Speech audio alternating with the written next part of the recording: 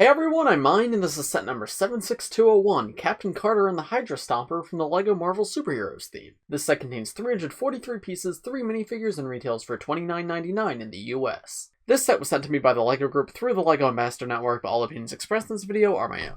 So here's a look at the Hydra Stomper itself. The overall build of this is in a very similar vein to previous Hulkbuster sets.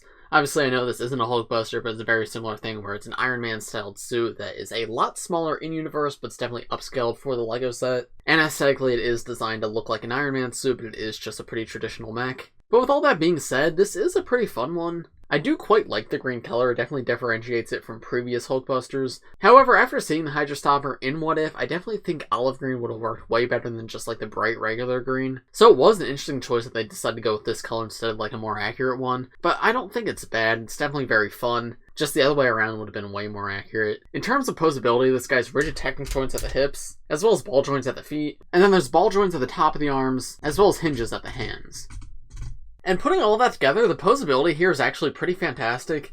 I don't really have any issues with stability. You can get this guy on pretty much one leg and he stays up pretty well. Like, look at that. This guy is not falling over at all. So that definitely makes me very happy to see, because posability is a huge thing both for play and for display. You can get this guy in dynamic poses to put on your shelf, or if you're a kid playing with this, this just gives you a ton of options. And I think they really nailed it here. Like, this is super, super good. I do think just having hinges on the hands is a little bit limiting. I wish those could at least rotate like 360 degrees, but it's not the biggest deal, it just would have been nice. The head of the mech can be moved up and the torso of the mech can be moved out. And this is where you can put a figure inside to actually pilot the Hydra Stomper. So you can slide Steve Rogers right in and close it back up around him. And the mech suit covers him back up pretty well. If you go around the sides, you can see him a little bit, but it definitely feels like he's in here. It doesn't feel like he's sticking out at all, which I appreciate. Yeah, this build feels very like solid and very complete. Around the back, too, you have like these two little booster jetpack pods, which give the back like an overall very pretty look. It feels very complete. Backs of mechs are often quite ugly because they're just covered in anti-studs and like it doesn't feel very complete, but having these here just adds a nice little bit of extra detail and just makes it feel like an overall more complete model. Moving up a little closer, here's what the feet and legs look like up close. There's identical stickered pieces on the fronts of the feet, which just adds some extra detail, and I really like how they did the shaping of the foot around the side. It's a simple technique, but I don't know, it just creates some cool angles. It just feels very unique to me. The legs do the whole like fake knee thing that many like mech legs do, where it looks like it has like a bent knee, but there is no bendable knee here. And then on the front of that knee, once again, you have more stickered parts. Moving up to the torso, I just absolutely love the shaping here. You have things such as these ingot pieces around the side that just make the build feel very complete. It doesn't feel like it's only meant to be looked at from one angle. Like, they covered every single side of this, which I appreciate. You got a sticker right here to blend some of the gray with the green.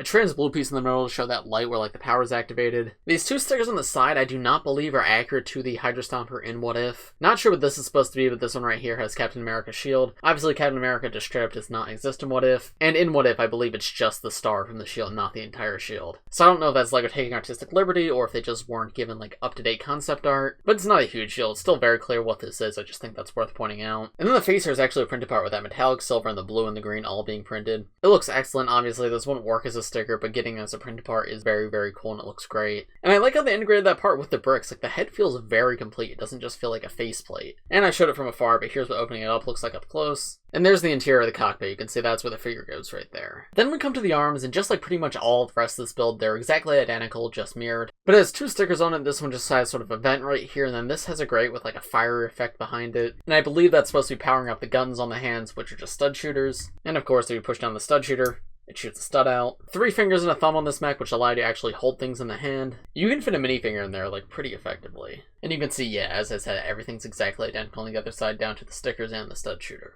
Then the only other thing I feel that's worth mentioning is this little land space right here that's being used as an antenna. That's always a really cool piece of kit. It's really cool parts usage. And then you also have some phone pieces on the side. But that's about it for the Hydra Stomper. As a whole, nothing spectacular, but it is pretty solid. I don't really have too many complaints with this set. It definitely looks good. It's fun to play with. There's a few minor things like the shade of green they chose or the stickers being inaccurate. But as a whole, I think this is a solid set. And if you're a fan of the Captain Carter episodes of What If, I think you'll really enjoy this set. But that's not the only thing that comes in this set, so let's take a look at everything else. There's no proper side builds in this set, but you do get this thing.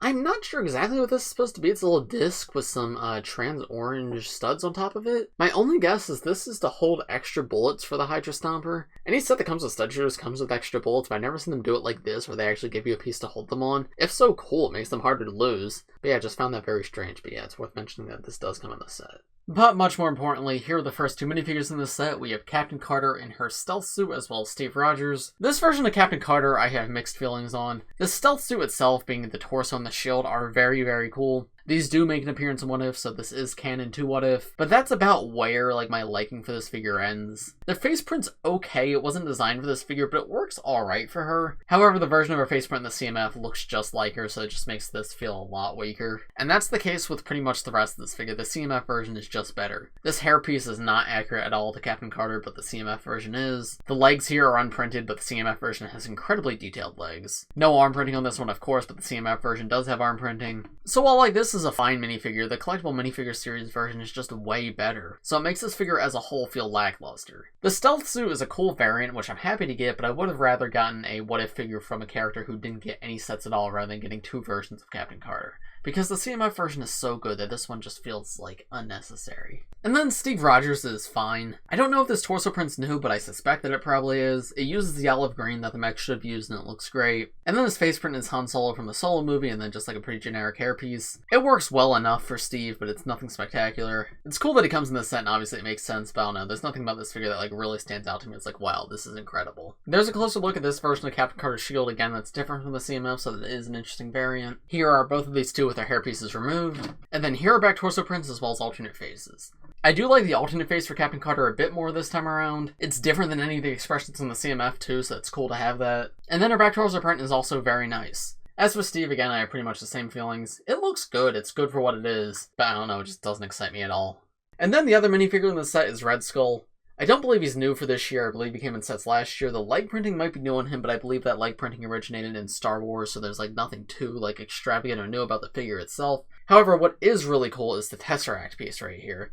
This is an all-new design for how they did the Tesseract, and I love this. This is most of the reason I got this set, was for this Tesseract piece. So if you don't recognize what this part is, this is an unprinted transparent blue LEGO Minecraft head. I think it's so creative they were able to repurpose a LEGO Minecraft part to be something like this. And it works perfectly. It looks just like the Tesseract, like, it looks excellent.